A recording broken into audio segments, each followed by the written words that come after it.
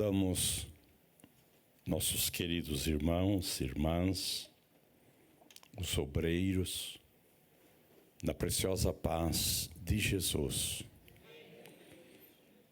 Estamos felizes porque estamos na casa do nosso Deus, que o salmista disse que é melhor um dia aqui do que 1000 fora desse lugar. Então é lindo e é um privilégio nós estar na casa de Deus.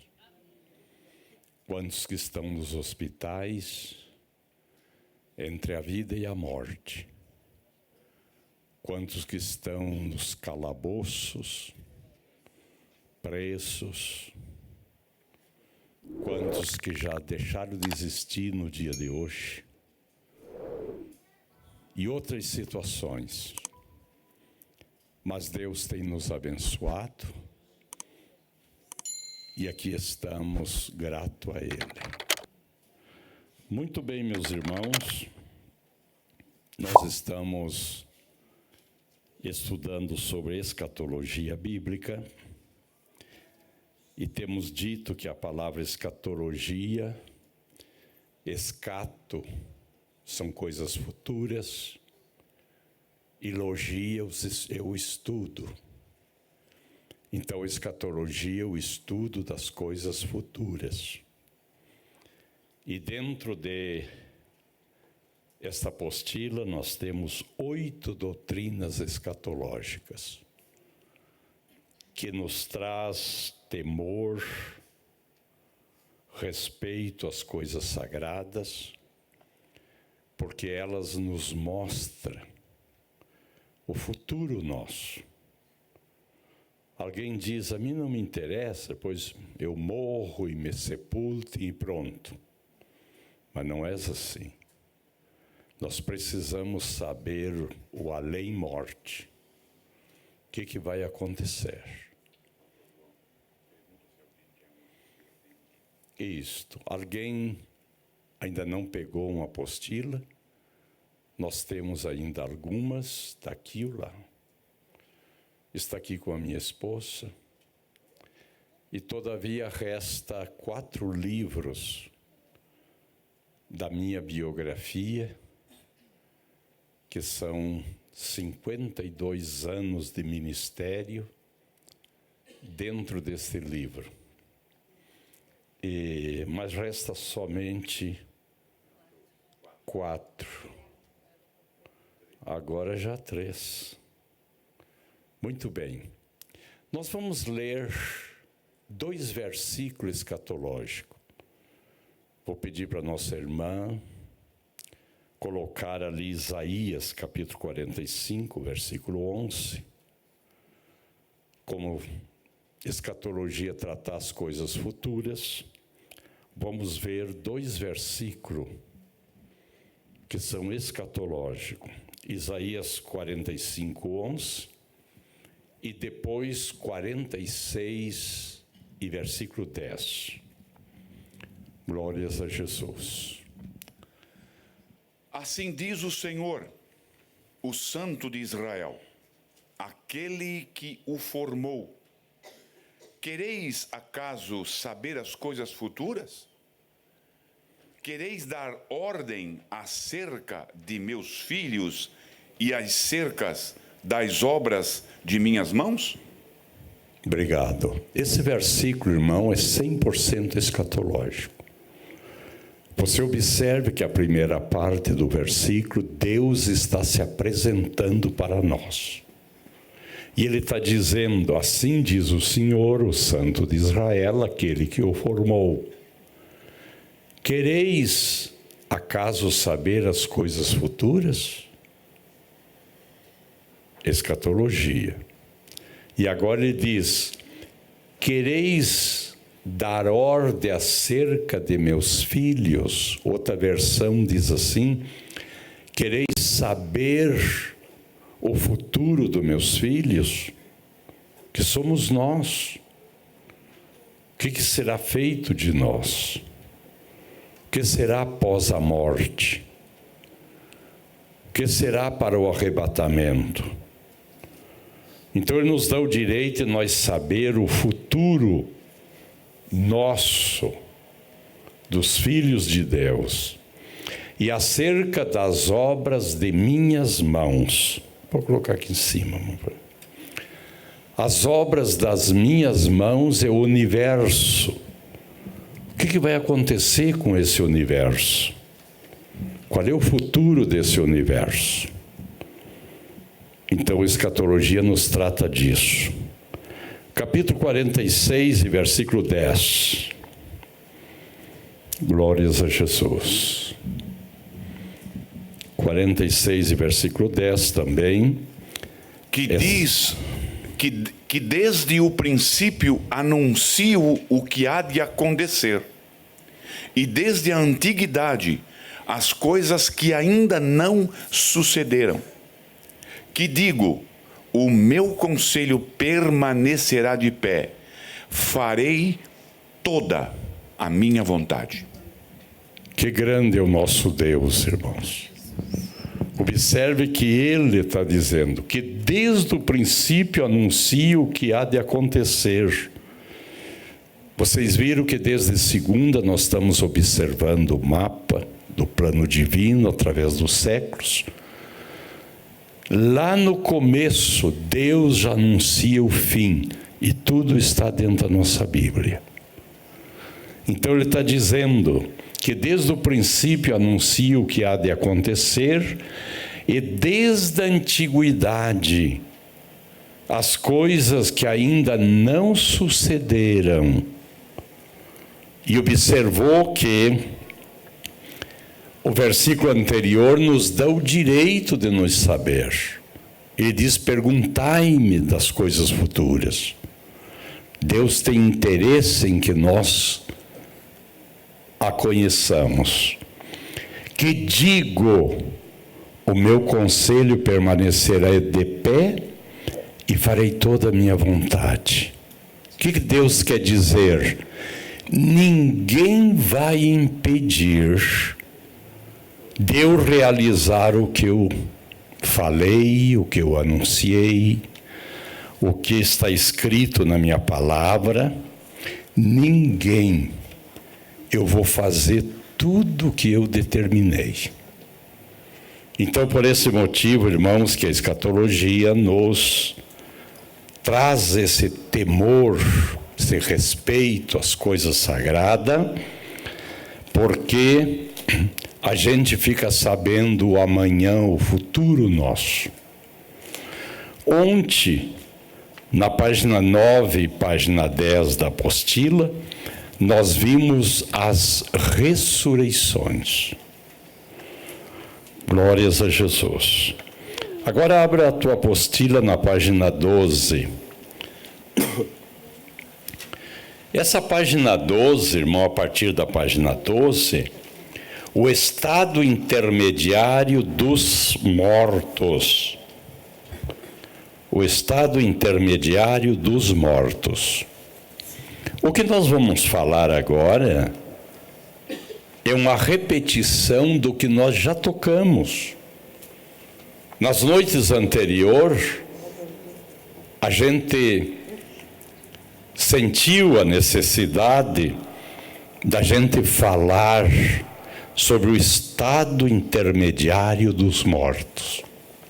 Você lembra que falamos que entre a morte e a ressurreição tem um corpo intermediário, aonde os salvos estão hoje é intermediário, não é definitivo. Aonde os pecadores estão hoje, ontem ainda demos ênfases, é intermediário, não é definitivo. Eles são sabedor que há um lugar pior do que aonde eles estão. Então isso aí nós já tratamos, mas vamos observar ali na página 12 o destino da alma após a morte, de justos e injustos. No item primeiro, antes da ressurreição, Dê uma olhadinha no mapa. Durante esse período aqui, irmão, desde que o homem sai do jardim, até o dia da morte de Jesus, isso aqui foi um lapso de 4.050 anos. Nós já observamos que salvos vinham para esse lugar que era intermediário, e pecador descendo a esse outro lado. Nós já observamos que os salvos foram transladados para debaixo do trono sacerdotal, onde ficarão até o dia do arrebatamento. E o pecador morre hoje, vai lá, e de lá ele é destinado para esse inferno, que ainda não é o definitivo. Já estudamos isso aí ou não? Sim. Já estudamos. Muito bem. Na página 13, depois da ressurreição de Jesus, nós já vimos, irmãos, que depois da ressurreição de Jesus, os salvos foram tirados daqui, e ele levou com ele cativo e o cativeiro. Então levantou eles e colocou debaixo do seu altar. E vimos ontem, de 1 Tessalonicenses 4,14, da maneira que cremos que Jesus morreu e ressuscitou, assim cremos que Deus em Jesus vai trazer os salvos no dia da sua vinda. Então os salvos hoje morrem e vão baixo o altar de Cristo. Lá está o paraíso, que no Antigo Testamento estava aqui embaixo. E eles estão ali hoje, os salvos, felizes, e são sabedor que ali não é definitivo. Que um dia vão ter que sair dali, vão ter que descer buscar seus corpos, encontrar o Senhor nos ares, ser recebido daí no átrio, ser coroado, vai para uma festinha, depois vai descer em glória e vai ficar aqui na Nova Jerusalém, acima da Jerusalém terrenal, por espaço de 1000 anos, mas com acesso à terra. Se tu olhar aqui no mapa, aqui tem uma escada, ó. Jesus vai estar reinando aqui, vai mandar construir o templo. E diziam os professores que eu tive, 6 professores rabino em Jerusalém, que aqui nos Estados Unidos o templo já está pronto, os judeus aqui. Vocês sabem, de cada 10 pessoas mais ricas aqui nos Estados Unidos, 6 são judeus. E eles já têm o templo. Não podem levar para Israel, porque no lugar está a mesquita de Omar. Mas eles crerem que vai vir um terremoto e vai cair aquela fortaleza, e aí eles poderão construir. E nós sabemos biblicamente que Jesus vai vir, levanta a igreja, e daqui a pouquinho nós vamos ver, ele vai fazer uma aliança com Israel e as nações árabes. O anticristo vai construir o templo, aí eles vão levar o templo para lá. Mas só 3 anos e meio. Depois vem a guerra do Amargedon e esse templo será destruído. Mas quando Jesus venha em glórias aqui, irmãos, quando aqui ele venha em glória, ele vai mandar construir o templo. E desde esse templo ele vai mandar o mundo inteiro. Ele será o Rei de todo o universo.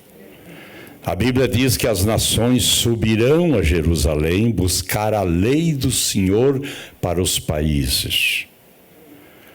Então, meus irmãos, isso vai ser quando ele venha em glória. E então, depois da ressurreição de Jesus, os salvos, eles estão ali debaixo do altar até o arrebatamento. Muito bem. Na página 15, a presente situação dos ímpios mortos. Para estes não houve qualquer alteração quanto ao seu estado. Nós vimos noites anteriores que no Antigo Testamento, quando morria um salvo, era conduzido pelos anjos. E Satanás, irmãos, vamos ver aqui embaixo, Satanás tinha domínio do inferno e do paraíso. Era ele que mandava.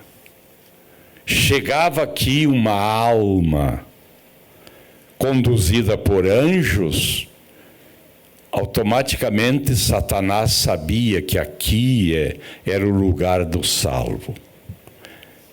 Morria e não vinha anjos, era aqui. E Satanás dominava esses dois lugares, lamentavelmente.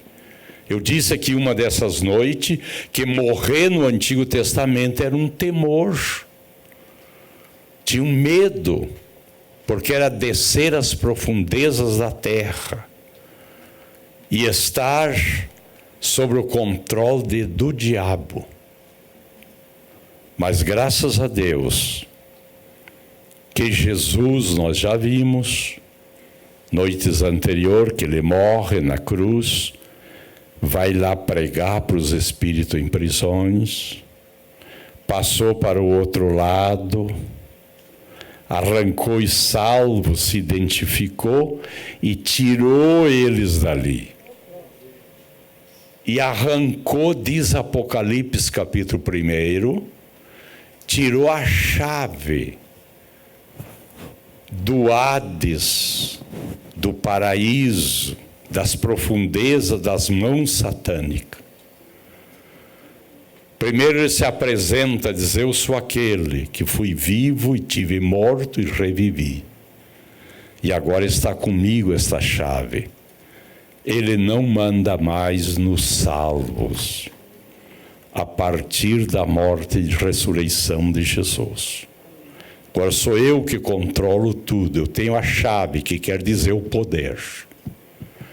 Bendito é o nome do Senhor. Então, irmãos, na página 15, para os ímpios não houve alteração. Eles morrem e continuam descendo para o inferno aqui, o Hades, o Seol. Página 15, item 4. Nós temos a falsa doutrina do espírito humano que dorme na sepultura.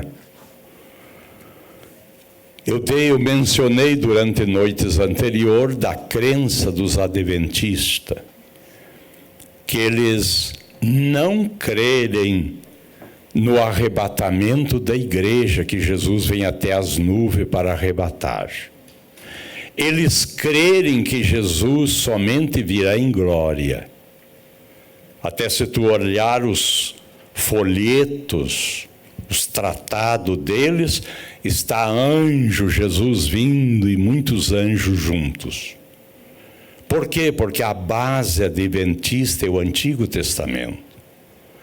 E no Antigo Testamento, o povo de Deus não viu o arrebatamento da igreja. Inclusive não viu nem a igreja. Era um mistério. Quando Paulo escreve aos Colossenses, capítulo 1, versículo 26 e 27, diz que a igreja era um mistério que estava escondido para ser revelado ao mundo nos últimos tempos. Cristo na vida dos gentios. Então o Antigo Testamento não viu a igreja, não viu o arrebatamento. Quem trouxe a notícia do arrebatamento, claro, foi o apóstolo São Paulo quando disse: eis que vos digo um mistério, né? Nem todos dormiremos, mas seremos transformados. E aí vem dar a ênfase. E ele podia dizer isso, como eu já falei noites anteriores, quando lá em Listra, ele foi apedrejado, tiveram ele como morto, jogaram ao outro lado do muro, e ele reviveu. E depois ele escreve em 2 de Coríntios, capítulo 12, diz: eu conheço este homem, não sei se no corpo, fora do corpo, foi até o terceiro céus. E lá ele diz que lá ele viu o paraíso, que Jesus já tinha levado, lá debaixo. E aí ele podia dizer no ato da ceia, quando ele faz a correção, porque a Santa Ceia era uma desordem, e aí ele teve que colocar ordem. Eu falei aqui domingo passado, né, pastor? Isso, até na ceia aqui, que Paulo colocou em ordem, ele pôde dizer: o que eu recebi do Senhor, eu vou ensinar para vocês. E aí ele coloca a ceia em ordem, e aí ele traz a revelação do arrebatamento da igreja. Glórias a Jesus. Então, irmãos, os adventistas não creem no arrebatamento da igreja, porque eles creem no Antigo Testamento, Jesus vindo em glória. Aí está cheio no Antigo Testamento, que ele vem em glória. Mas, como eu disse noites anteriores, a vinda de Jesus abarca duas fases. Primeiro, ele vindo até as nuvens, vamos ver agora, em seguidinha. E a segunda fase, 7 anos depois, ele vindo até a terra. E eles crerem que a pessoa morre hoje, os adventistas, e fica a alma e o espírito da pessoa na sepultura, no corpo putrificado, até a ressurreição. Essa é a crença deles. Eles não creem que vai para os céus. Mas nós temos, irmãos, muitas provas na Bíblia.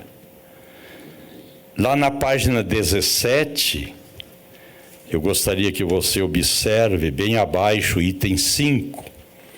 Morte no sentido bíblico. Morte no sentido bíblico não significa extinção, e sim separação, que nós demos ênfase ontem. Jesus disse ao malfeitor moribundo: tu vai ficar na sepultura, junto com o teu corpo putrificado, e depois, na ressurreição, nós vamos tratar contigo. Sim ou não? Mas ele disse para o malfeitor moribundo: hoje estarás comigo no paraíso. Eu vou ressuscitar, eu vou subir para os céus e vou levar vocês. Vocês vão morrer. Eram os 2 malfeitores, mas um se salvou. Então, irmãos, esse ensino adventista é erradíssimo. O salvo morre e está cheio no Novo Testamento. No Antigo Testamento está o salvo morrendo e descendo. Mas após a subida de Jesus aos céus, aí a Bíblia muda. O salvo morrendo e subindo estar com Cristo. E Paulo enche de versículo. É melhor estar com Cristo. Morrer é estar com Cristo. Aleluia. Nós vamos à página de número 20. Justo a página de número 20 está falando da vinda de Jesus. Você lembra que eu falei ontem que vinda de Jesus na Bíblia, irmãos, não é só o arrebatamento. A vinda de Jesus é todo esse quadro aqui, ó, que envolve 7 anos. Então, quando a Bíblia fala vinda de Jesus, ou nós vamos pregar sobre a vinda de Jesus, temos que observar o contexto. Porque pode ser a vinda de Jesus para a ressurreição, a vinda de Jesus para o arrebatamento, a vinda de Jesus para que se manifeste o anticristo. De Apocalipse 6, versículo 2, aquele cavaleiro num cavalo branco. Pode ser a vinda de Jesus para galardoar seu povo, a vinda de Jesus para as bodas do Cordeiro, a vinda de Jesus para prender Satanás, a vinda de Jesus para julgar as nações. Tudo isso aqui é vinda de Jesus. Então, se nós vamos pregar sobre a vinda de Jesus, temos que ter cuidado com o texto que vamos usar. Eu disse ontem e repito. Quando Jesus subiu os céus, diante de quantos crentes? 540. E ele subiu lentamente. E quando a nuvem o ocultou, que eles baixaram o seu olhar, os 2 varões disseram: da maneira que viste subir para os céus, assim vocês vão ver, assim ele virá. Não é para o arrebatamento, eu não posso usar esse texto para pregar para o arrebatamento. Porque todo olho verá será aqui na segunda fase que eu falei ontem, que vai vir 3 glórias. E aonde ele vai descer lentamente, todo olho verá. Mas o arrebatamento é um abrir e fechar de olhos. Falamos ontem ou não? Falamos, né? Agora diz a página 20, a certeza da vinda de Jesus. Estamos seguros que ele vem? Eu dava aula no Chaco argentino, numa igreja russa, numa colônia muito rica, só de russos e alemães, chamada Barro Hondo, que seria Passo Fundo.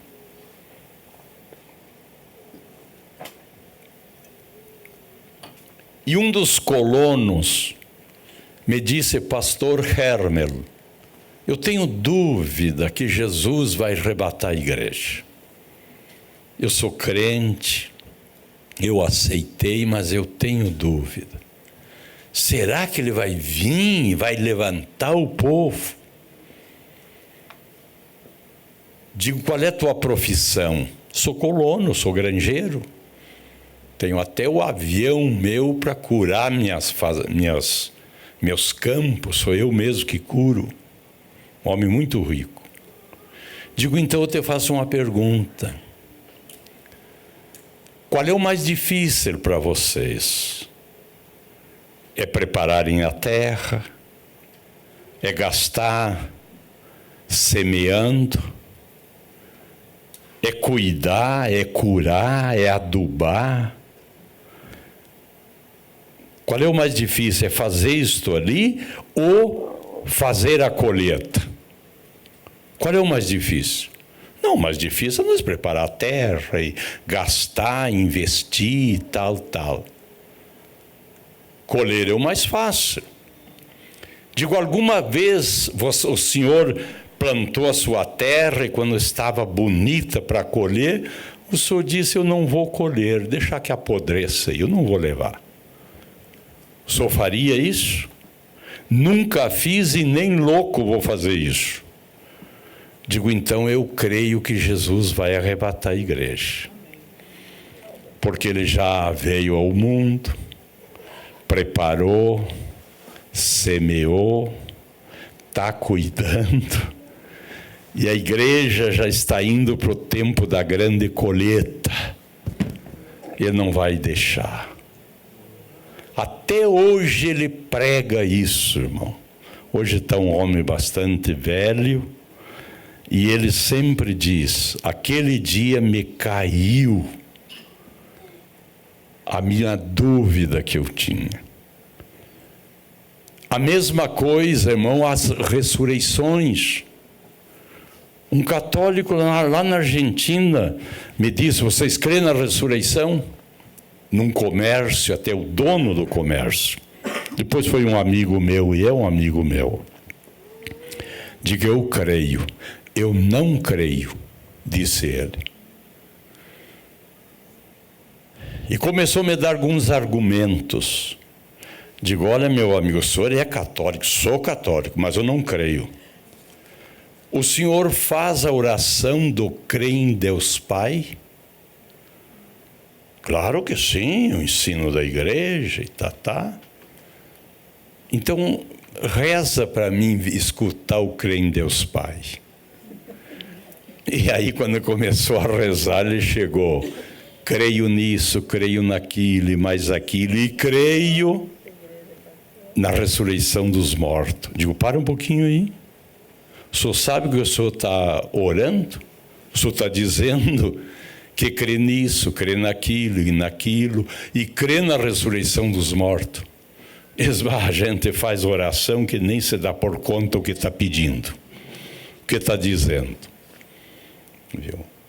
Então, irmãos, a gente crê 100%. Em quantas partes está dividido a primeira ressurreição? Sim? 3. Primícia, coleta geral e o restolho, né? E a primícia já aconteceu ou não? Já aconteceu. Então, isso nos traz segurança, porque a primeira parte, a primeira ressurreição já aconteceu.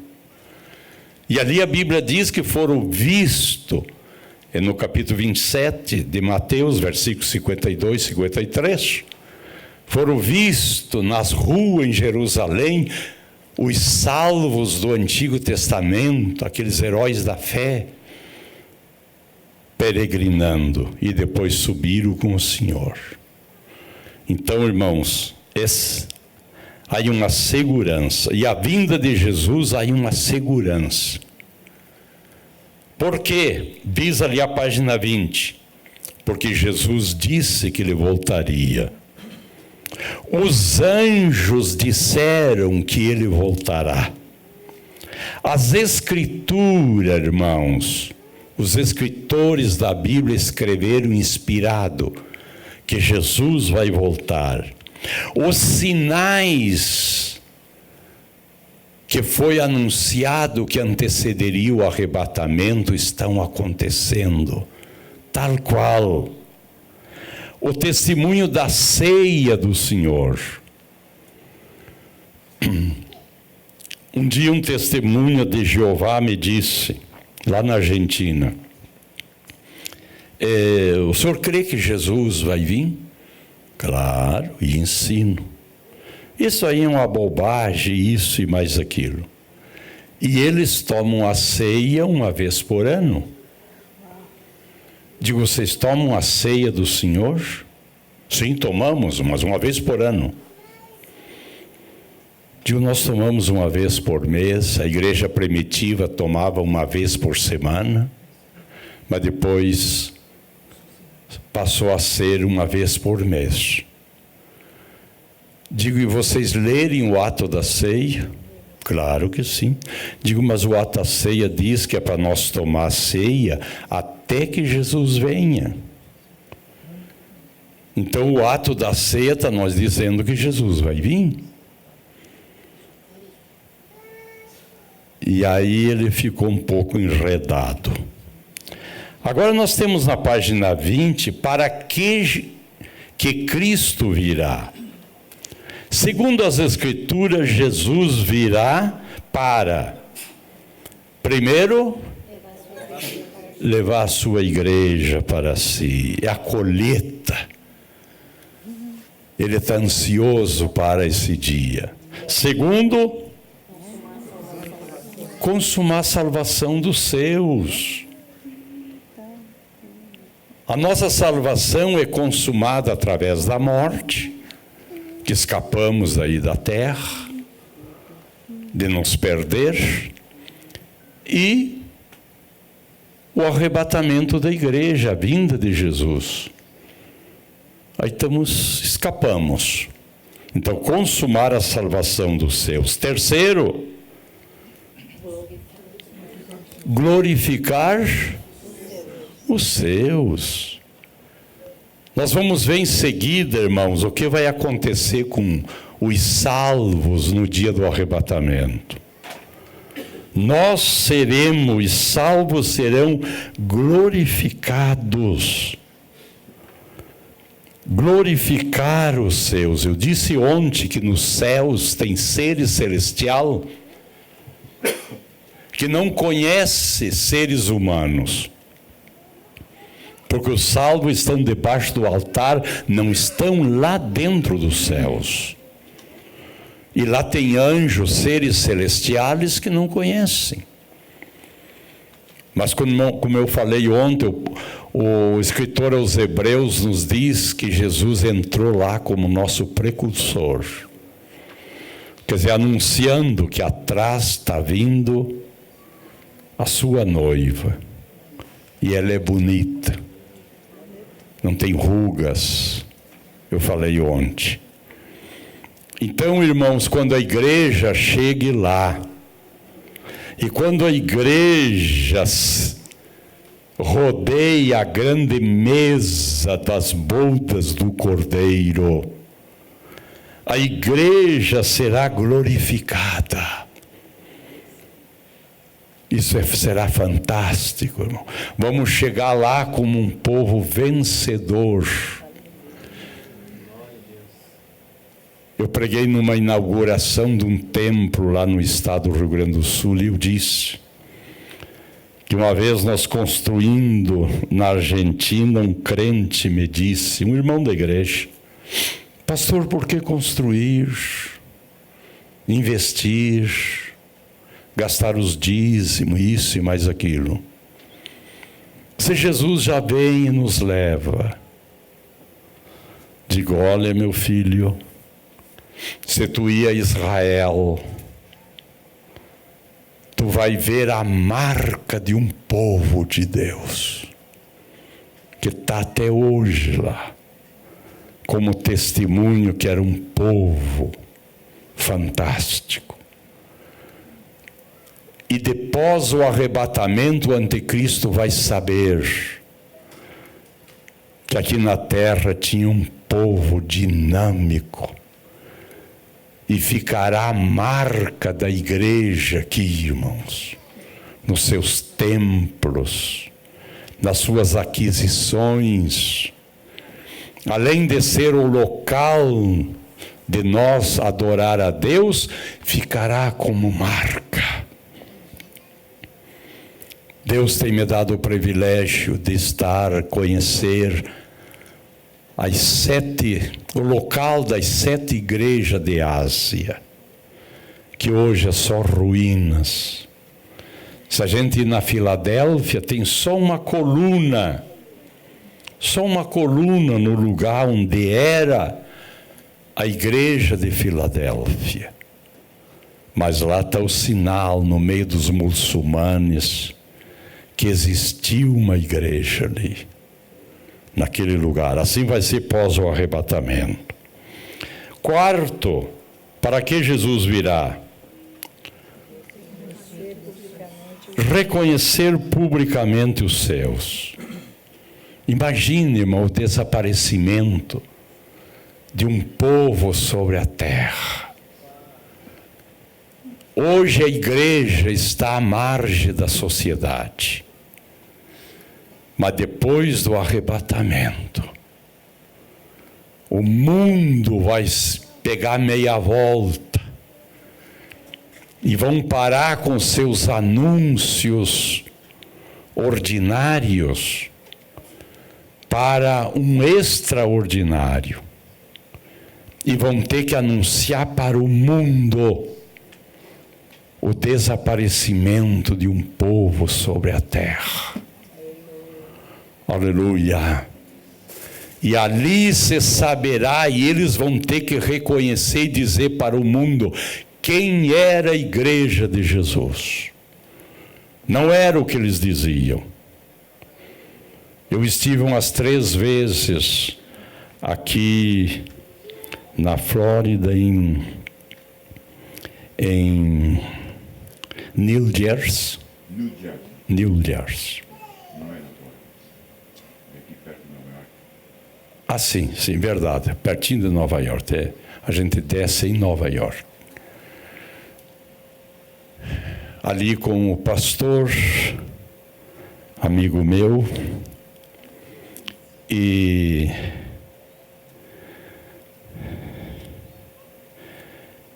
a casa dele pastoral de 3 pisos, 4 pisos com o basement. E o último é hospedagem, para hospedar os visitantes. E aí ele me chamou, pastor Hermel, vem aqui. Está saindo uma notícia aqui nos Estados Unidos, já faz uns anos atrás, que no sul da Argentina está o buraco na camada ozônica. E os cientistas fizeram uma demarcação maior, que quando esse buraco chegar nessa demarcação, vai sugar milhões de pessoas vivas da terra. O que tu diz disso, pastor Hermer? Digo, é bíblico. Quando Jesus ressuscitou, a Bíblia diz que as autoridades pagaram para os guardas mentir que roubaram o corpo de Jesus. E a Bíblia diz, roubaram o corpo. Mas dali 8 dias ele apareceu lá na Galileia, vivo. E aquela mentira caiu por terra. E agora o diabo sai com seus discípulos na frente, porque daqui a pouco a igreja desaparece da terra. Aí eles vão dizer, foi o buraco lá da camada ozônica. Mas daí diz Apocalipse, que se levantará uma testemunha, 2 testemunhas, que ainda não morreram, mas já estão lá nos céus, que se crê que é Elias e Enoque, os únicos 2 que não morreram, vão ter que vir morrer. Vão gritar para o mundo. Isso aí não foi lá o buraco da camada ozônica. Isso aí foi o arrebatamento da igreja.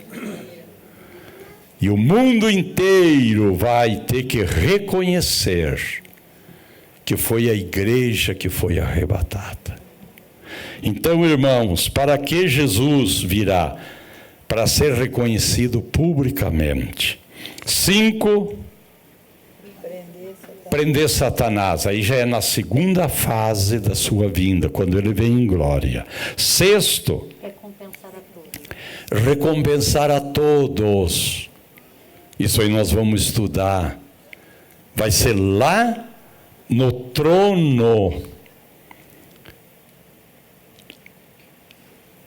Quando a igreja aqui for arrebatada, no tribunal.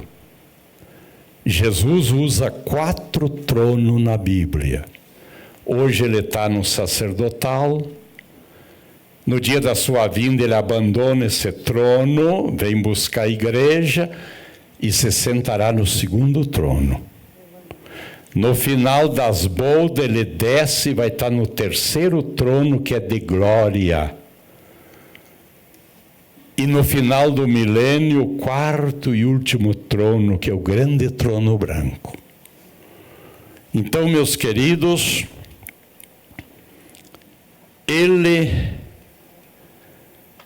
para que ele virá? Para prender Satanás na segunda face da sua vinda. Em 6º lugar, recompensar a todos, pós o arrebatamento, lá no trono do tribunal, que nós vamos estudar. 7, ser glorificado nos céus. Ele verá a sua igreja, e diz o profeta, e se sentirá recompensado do trabalho das suas mãos.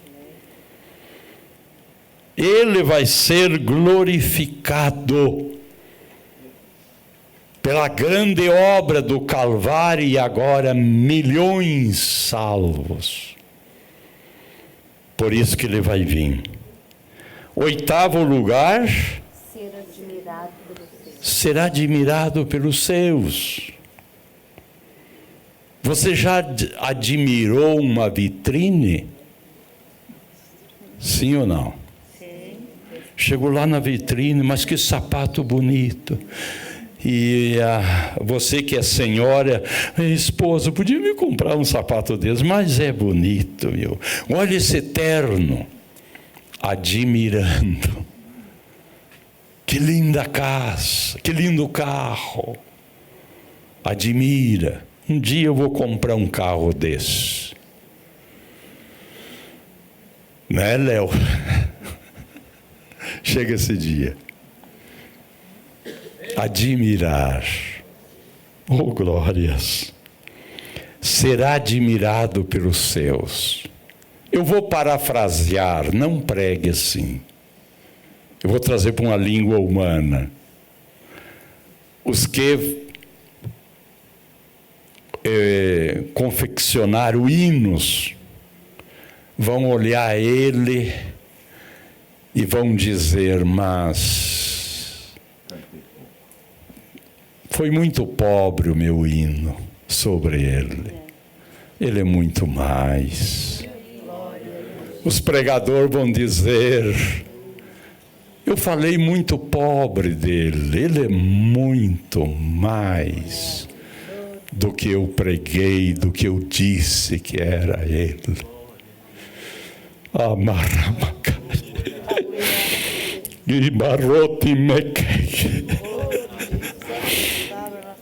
Será admirado pelos seus.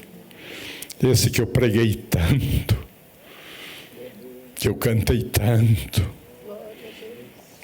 que eu toquei meu instrumento, que eu recepcionei as pessoas, bem-vindo para cultuar a Ele.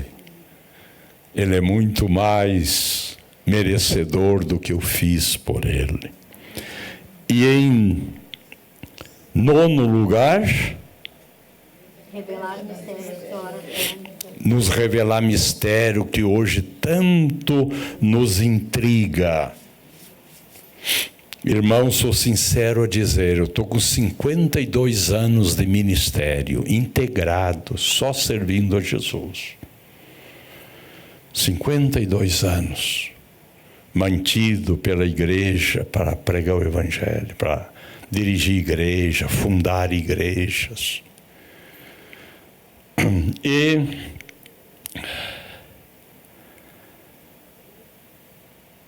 quantas vezes eu fiquei intrigado. Como acontece isso? Por que o irmão fulano morreu num acidente? Por que o fulano perdeu a visão? Por que queimou a casa do irmão? Agora mesmo, lá no Rio Grande, a enchente levou quantas casas de irmãos de não ficar só com a roupa do corpo. Igreja, mais de 20 igrejas, nossa, ficou avariada, 4 desapareceram. Parece tudo errado. Isso nos intriga.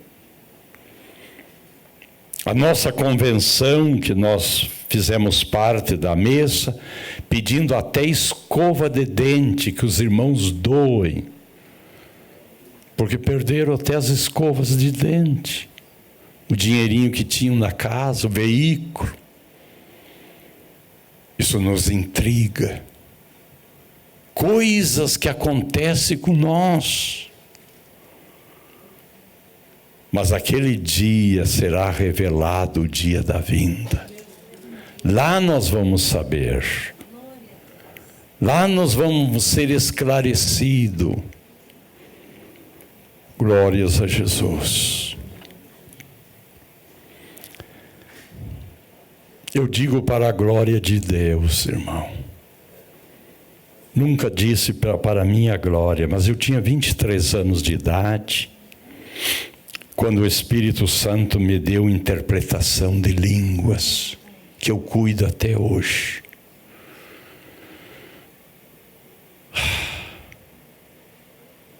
E tem salvado o meu ministério muitas vezes. E situações da membresia das igrejas que pastoreei. Até numa aquisição de uma propriedade para a igreja, o Espírito Santo já me usou, na hora da oração, falar em língua e eu interpretar e dizer: não faça esse negócio. Não faça isso. Não faça essa viagem. Eu tinha uma viagem para cá. Eu me lembro que naquela viagem eu tinha 7 passagens. Eu tinha que estar aqui, Atlanta, e me parece que era Forte Mai também. E fui parar num hospital, com uma eresipel na minha perna esquerda. 21 dias. 6 dias com morfina. E os médicos lutando, se essa infecção chegar no rim. Ele chegou bem na cordilheira, que chama o argentino, o espanhol. Se ele subisse um pouquinho mais, pegava o rim e eu morria. Mas quando eu estava ali com o pastor Goulart, em Atlanta, Deus usou uma profeta e me disse... Porque daí eu troquei, eu tinha aquela data, eu mudei para outubro, era janeiro. E a passagem passou a valer para outubro igual. Porque ela dura 1 ano, né? Aí uma profeta me disse: aquele hospital foi difícil. Aquela dor. Aquele momento tão difícil. Mas fui eu que te levei por esse hospital. Porque você não deveria fazer aquela viagem, porque naquela viagem tu ia morrer. E eu tenho um projeto contigo. Então eu preferi te levar para um hospital para cumprir o projeto que eu tenho contigo. Na minha cidade, quando eu era presidente, na frente da igreja, até 2 quadras dali, tinha muita gente aquela noite, um irmão fiel dizimista, um dos melhores dizimistas, que era empregado e hoje é um empresário. Quando ele desce do carro, na hora um pouquinho antes de começar o culto à noite, 2 assaltantes ele assaltam.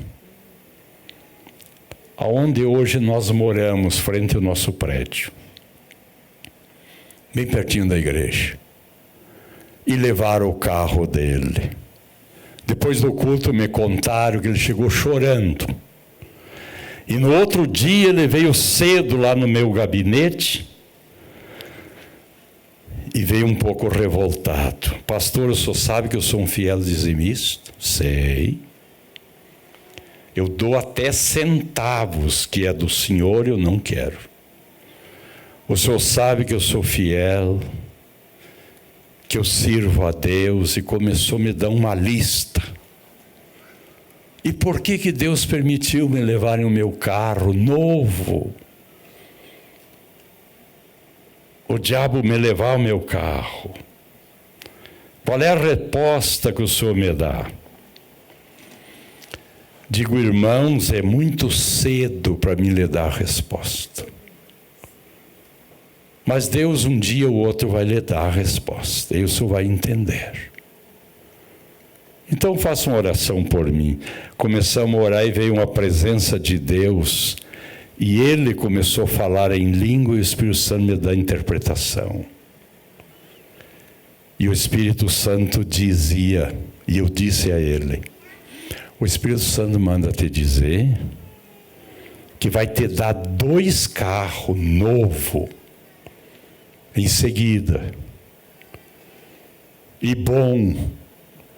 E aquele carro, Deus teve que usar aqueles ladrões para tirar de você. Porque você ia sofrer um acidente, iam perder vidas. E agora o Espírito Santo disse isso. Ele começou a chorar, de tremer, irmãos. Passou uma semana, ele foi sorteado lá naqueles consórcio. Estava com 2 carros zero. E até hoje ele testifica.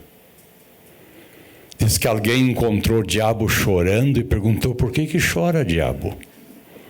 Diz, eu choro porque esses crentes me culpam a mim em certas situações e eu não estava nem perto. E nós somos campeões, qualquer coisa. Nós arrumamos para vir para o culto. Nos perfumamos. E quando estamos vindo, furou um pneu. E já abrimos uma boca.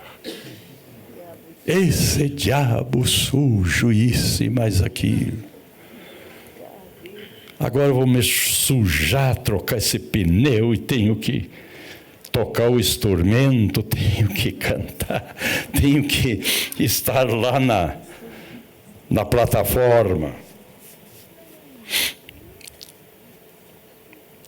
Mas um dia vai ser revelado até aquele pneu que furou. O dia da sua vinda. Diz, eu tive que mandar um anjo, não foi Satanás, que pegasse um prego. Digo, vai lá e coloca no pneu do meu crente lá, porque lá na frente vai acontecer algo. Ele vai atropelar alguém, ou vai sofrer um choque, vai ter um acidente. Então eu vou parar ele aqui. Entendeu o que te passou contigo hoje?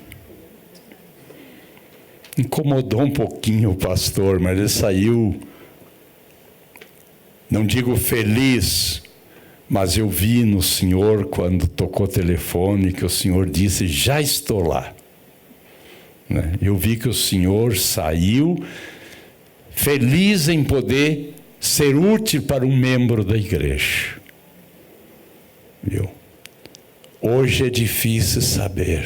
Talvez vai ter que mexer no bolso um pouquinho, não sei. Mas não importa. Aquilo ali se recupera. Glórias a Jesus.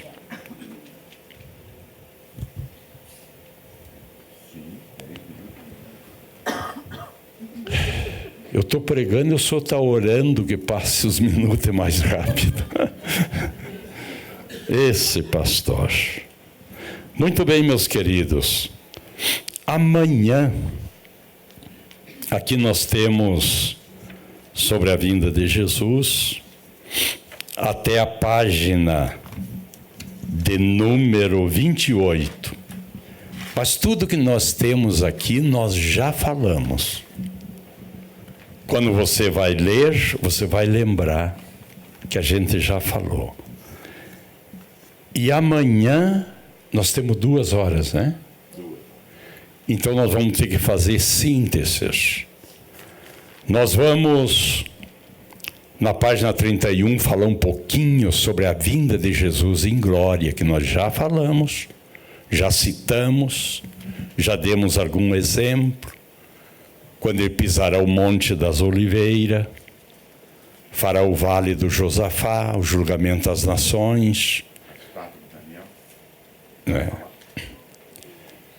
Vamos falar sobre a estátua de Daniel, somente os impérios.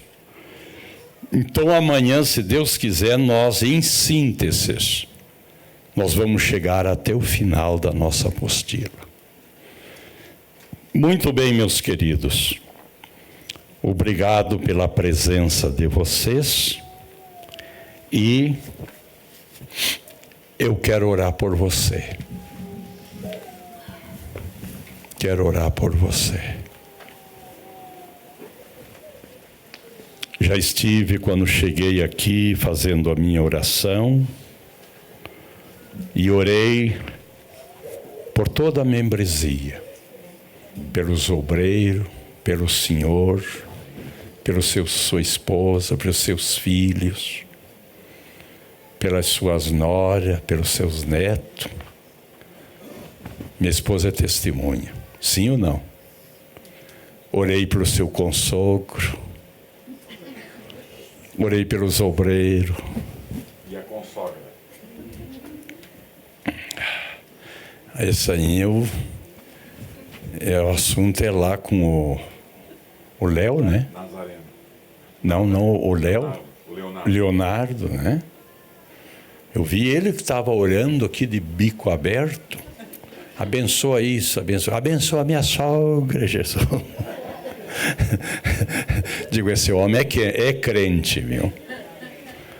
Ontem nós falamos e uma irmã me disse, não me lembro quem foi a senhora, a irmã Fátima. Diz, eu estou preocupado com esse assunto milênio. Porque vou ter que, se eu ficar e entrar o milênio, vou ter que trabalhar para manter homem. Que nós falamos ontem, 7 mulheres para um homem. Digo, mas os homens também vão sofrer, porque vão ter 7 sogras cada uma. Também vão pagar o pato, né? Oh, glória a Jesus. Vamos orar ao Senhor?